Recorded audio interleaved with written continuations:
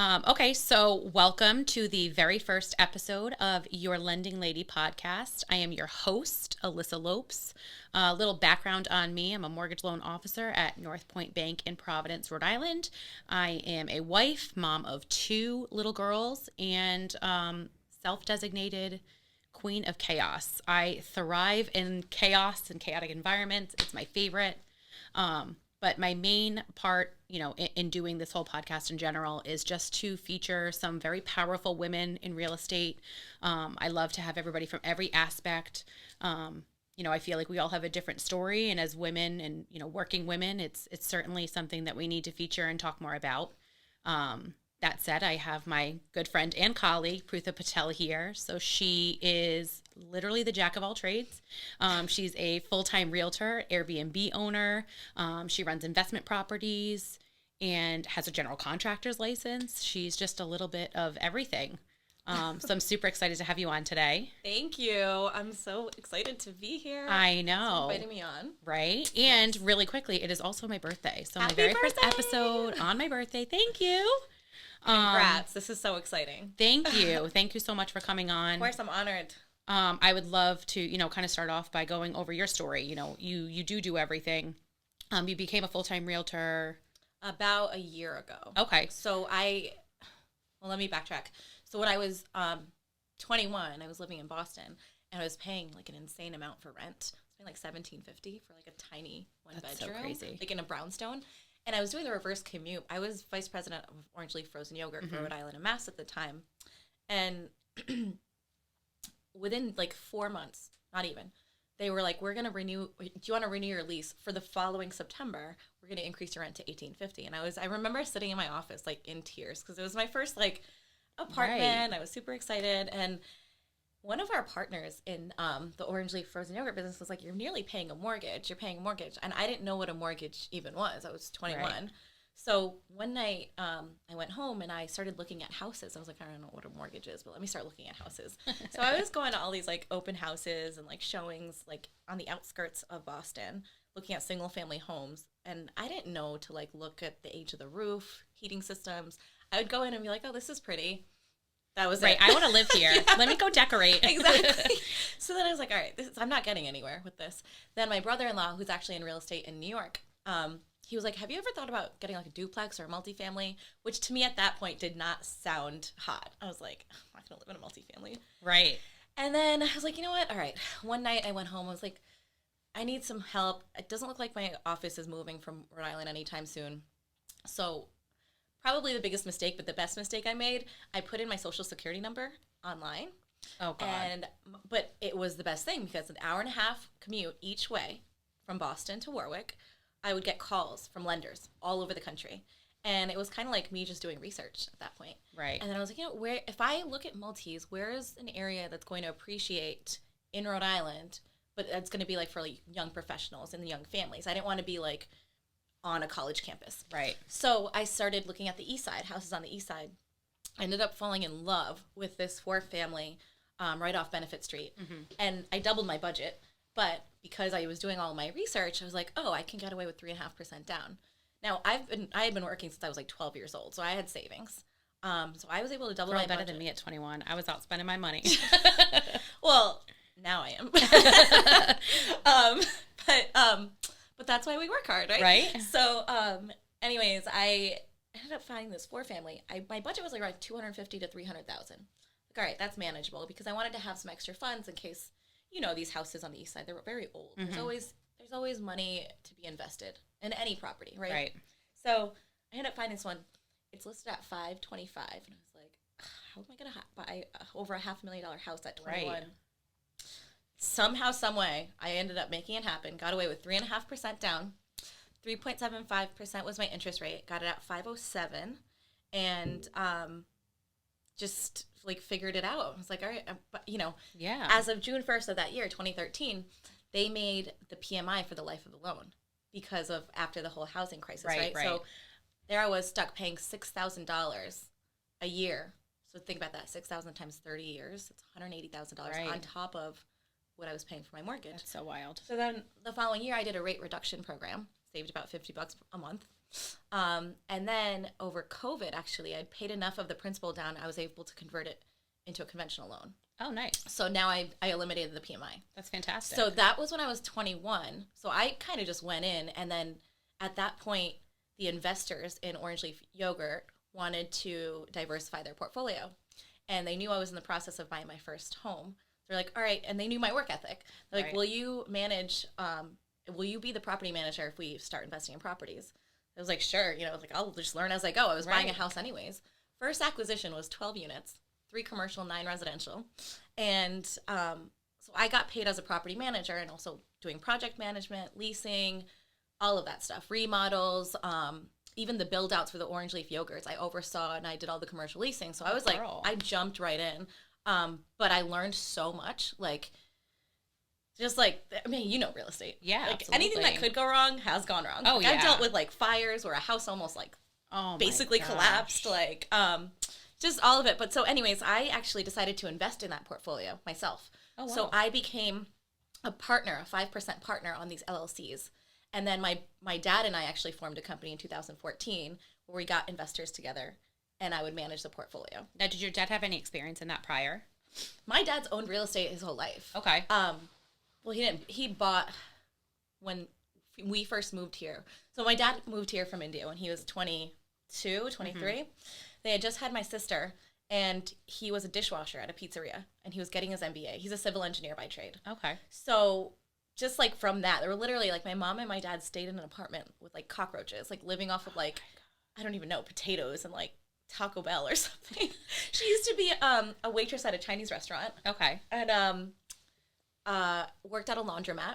And then we ended up being raised in East Greenwich, Rhode Island. And I just sold their house for $1,075,000. Yeah, you did, girl. That was a beautiful house, too. Thank you. Yeah, it was the house that we grew up in. But just a lot of different experience. So now I'm an investor. I own a few multis myself. I've launched a few Airbnbs. And so, yeah, it's been quite the journey. Which is so amazing. And I feel like it's so funny how stories are different.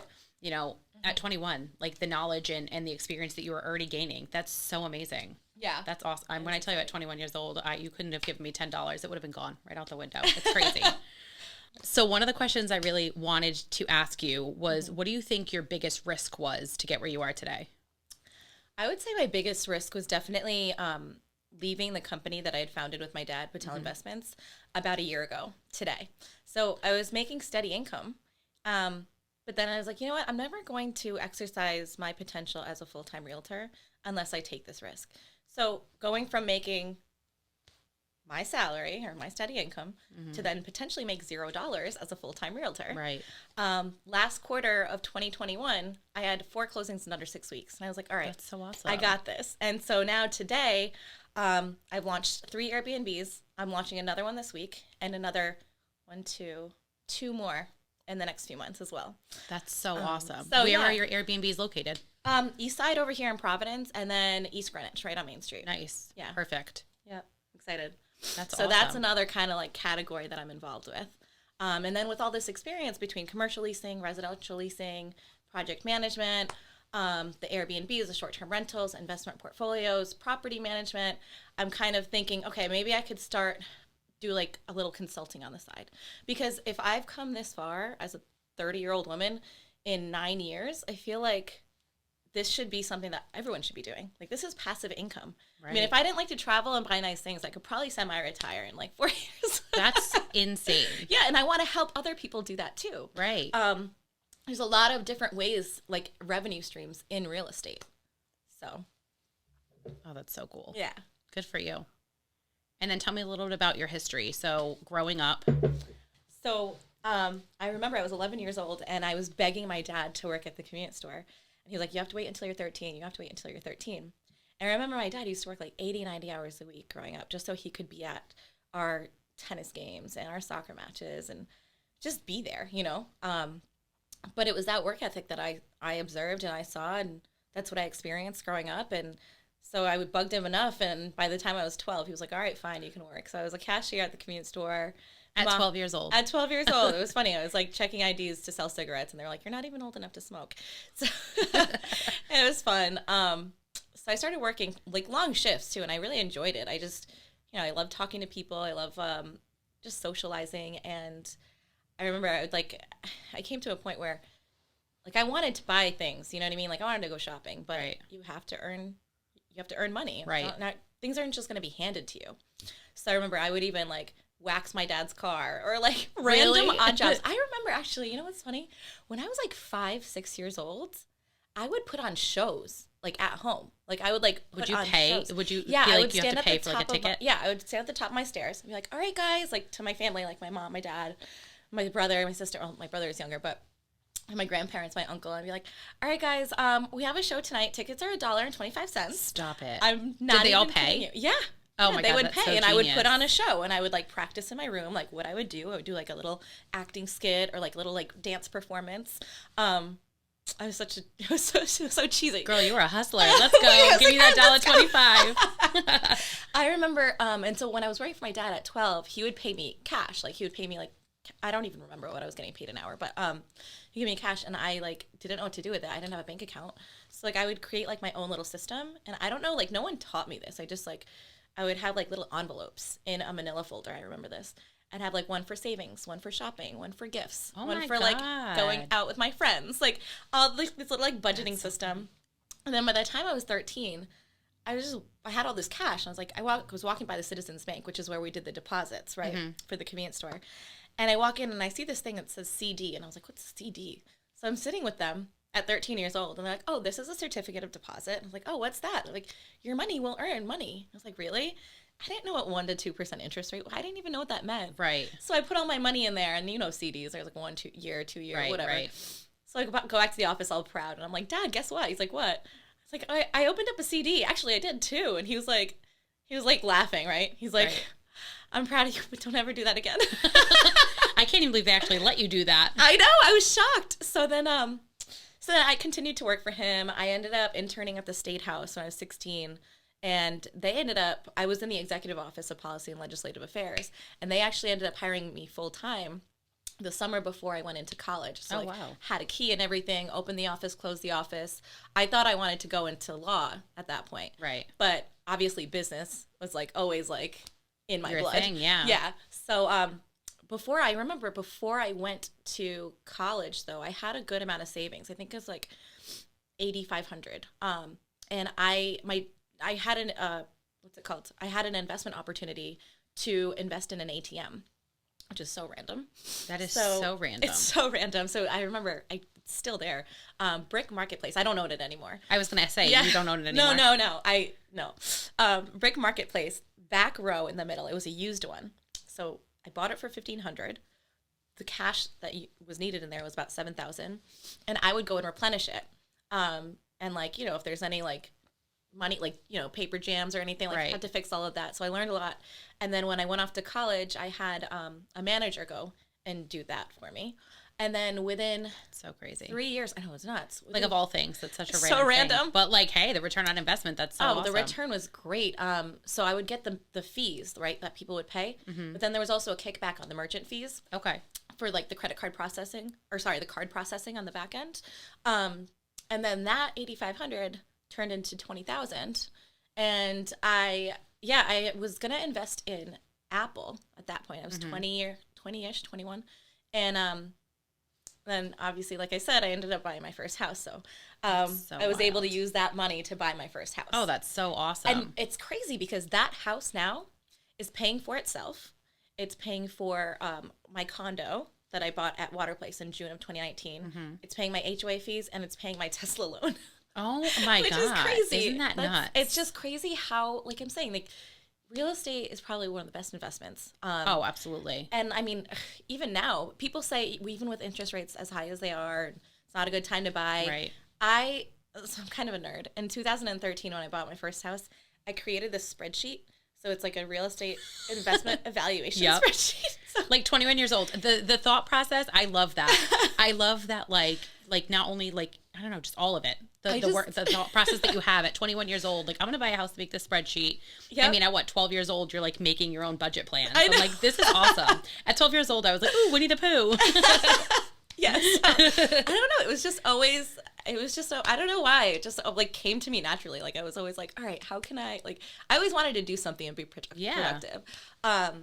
So yeah, at 21, I made this spreadsheet, and it's great because I actually use it with my clients and my investors now, because all I'll do is I'll put in the numbers. It'll show me the cap rate, the net operating income, cash on cash return, positive cash flow, all of that. And it's just putting in numbers. So that's why when people say it's not a right time to buy, or it's a seller's market, a buyer's market, it really comes down to the numbers. You know, as long as the numbers work. Obviously, I'm a very numbers focused person. Right. Same. I mean, I can't tell you how much my bills are, but right. I just know it works, you know? Right. So, yeah, so that's kind of like where it all started. I guess it started much earlier than 12. So isn't that so crazy? You know, it's nuts. It's nuts. Everything real estate, investment properties and things like that. I know you're very active in the community.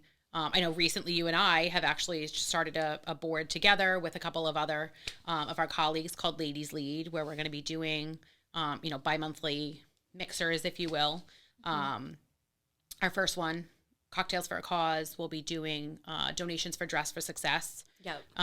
But you have a ton of experience within nonprofits. Tell me all about what you do. Yeah. So, well, I'm actually really excited about this. I used to be on the board for the Lady Project several years ago, and it's not exactly what we're doing now, but it's kind of like this void that I had, you know, having a group, an organization of women, you know, from all walks of life, different careers, moms, students, young professionals, so it's everyone, you know, across the spectrum. And with Ladies Lead, I'm excited because, you know, we're all about women empowerment, and the lead obviously stands for learn, educate, advise, and develop. And so when we're having these mixers, we're giving back to the community, right?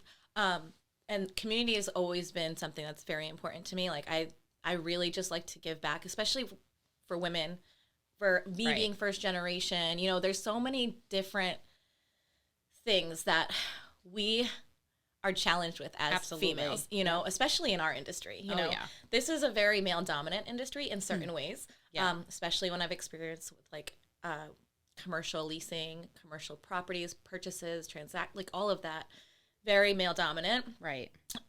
So it's kind of an interesting space, and I think it's good to have a sounding board with other females.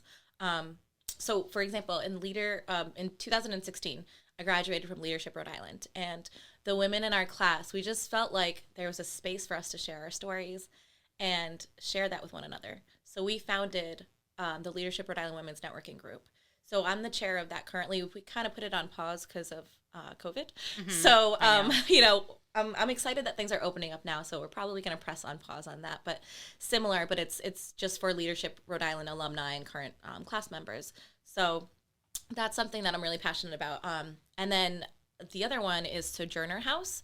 So I'm the vice president of the board of directors there, and I'm really passionate about that cause. We fight to end domestic and sexual violence, and we actually just launched our spring campaign. That's awesome. April 1st, I'm doing my first, my contribution for the campaign is actually hosting a fundraiser downtown at Water Place, up on the rooftop in the community room and on the terrace. Yep. So we're just going to do an ask that night. Unfortunately, during COVID, because people were home more, rates did increase. But luckily, we've got a lot of federal grants, and we're expanding our programming. So I'm super fantastic. Excited. Yes. Every year in the fall, we have a ball. It's a masquerade ball at the Graduate, which is formerly the Biltmore downtown. So keep an eye out for that. That'll be in the fall. Absolutely, yeah. And I think the other one, the Board of Governors I sit on is at the Miriam Hospital. So that's another one. We're actually having our ball as well in the fall. So that's why I say you are like the jack of all trades. Girl, you have got it. You're like my other queen of chaos. My co-queen. But I thrive in chaos. Oh my God, same. You know, like not chaos. I don't want to say it's chaos. I'm never not doing something. You know it's what I mean? It's like organized chaos. It's Let's organized. go with organized chaos. For example, when I had COVID in January, I got it over Christmas. I created a vision board, finished all my CE courses, and then got my contractor's license because eventually I want to get into development. Right. So I think that's actually like a really that's a goal of mine to get there within the next few years. I've dabbled in it a little bit, not full developments, but definitely remodels, tear downs, conversions, and I think that's something that's going to be really exciting to learn about and do Yeah. like new builds and like apartment complexes and stuff like that. That's so awesome. Yeah, no, I'm really excited, but right now I'm just kind of trying to keep on top of everything I'm doing. The organized chaos. The organized chaos. That's what it is. See, it's more of the organized. We know exactly what we're doing when we're doing it, Yeah. and we know how to get to whatever we need to do. Yeah. But there's just a lot going on all at once. Well, it's so funny because people ask me, actually, my sister asked me this the other day. She's like, I don't know how you do it. I was like, do what? She's like, I don't know, just like everything you do. And I'm like, I know, like I'm on top of it. I literally live by my calendar. Like if I didn't have my calendar on my phone, I don't know what I would do. Like I'm very appointment oriented. I feel like you have to be, especially to be successful and like trying to do it all, and you know, that structure in general.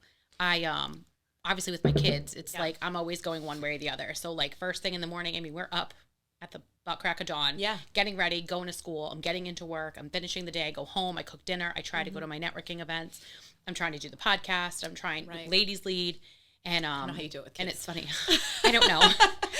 You make it saying that you do all of these other things. You make it work, and you know you have to have that structure at some point. You have to be able to look at your calendar and say, okay, these are my designated times. Yeah. And it's funny too because you know obviously being in real estate, we try to go to as many networking events and meeting new people and getting our face out there. Yep. And I feel like now that COVID, you know, has the endemic, if you will. There are so many more. So it's like every week there's like 2 to 3 different networking events. And I want to go to all of them. Yep. I do. And I just had to tell myself at one point, like, I can't do everything. My kids still need me. Like, they're only going to be this age once because before I know it, I mean, my oldest is going to be 10. Like, before I know it, she's going to be like in high school and want nothing to do with me. It's nuts. And then the little one, you know, she'll be 4 this year. But she's crazy. I want to meet them. But I'll have to. We'll have to. But, you know, she needs me right now. Like, she's not, you know, she's still super dependent on me. She's 4. Yeah. And, you know, my oldest she's certainly more independent, but I want to be able to be there to do homework with them. I want to cook dinner and eat dinner with them. Of course. And so, yeah, it's funny. Like, my husband's super supportive. Yeah. But it's all about balance, right? It is, and it's like at some point you have to learn how to say no. I kind of like, so, you know me. I like to do everything. Right. Anything. But a few years ago, I kind of was like, you know what? Let me narrow down my focus. Like, I used to be on a bunch of other boards and committees and wanted to do it all. But, you know, when you spread yourself too thin, you can't do them all effectively. Exactly. And so I was like, all right, what is most meaningful for me? What am I passionate about? And where can I give back the most? And that's why I kind of like, even though you say I'm a jack of all trades, I kind of narrowed it down. Like, my focus is real estate. I'm not in like 75 different industries. I might be in 75 different aspects of real estate, but it's all focused around real estate and my business and building my business. And even with the consulting, the real estate consulting, leadership roles, women empowerment, Sojourner House. Like, these are things that, you know, I kind of had to be like, all right, these are the things I'm going to focus on, and these are the things I'm going to eliminate. And that's kind of, it's funny that we're talking about this right now because literally 2 weeks ago, I wrote down a list of like basically everything that I'm doing, you know, and I'm like, all right, I want to focus on this. Like, I'm going to reach capacity. Right. And if I keep spreading myself too thin, I'm not going to be effective at what I do. So that's kind of like, as women, I feel like we feel like we can just do it all. Yeah, like, there's no end. We can. I mean, that's very true. We do it all. But no, I mean, it's different being a female, especially nowadays with just the climate and everything that's going on. I think it's exciting because I feel like we get along because we're like go-getters. Like, we are going nonstop. Like, today, I have 2 appointments after this, have a networking event. You know, it's just never ending. But I think it's so funny because the very first event that we met at was at Tavolo in Warwick for the Professional Women of New England. Mm-hmm. And we just happened to sit right next to each other. I know. And I feel like we just like clicked. You started talking and I was like, I like this girl. She knows what she wants. She knows how to get it. Yeah. You're nice. You give back. You're just a good friend in general. And I think it's so funny how like our friendship and, you know, as colleagues, how it's developed so much. Yeah. Going into Ladies League, coming in my first episode. Yeah, I'm so excited. I know. Yeah, this is the start of something exciting. It is. I'm very, very excited. And that's why too, like, I think it was really so great to have you on because, you know, and I think, you know, Zach and I had spoken about this earlier and with yourself, how everybody has a different story. So, so, you know, there's how many realtors in the state of Rhode Island, how many women realtors in the state of Rhode Island, but not everybody has the same story. Right. Right. And I think that's what's so special about it. It's Well, just great. Yeah, I mean, listen, I had no idea I was going to end up in real estate. Honestly, Right. I had zero intentions of becoming a realtor.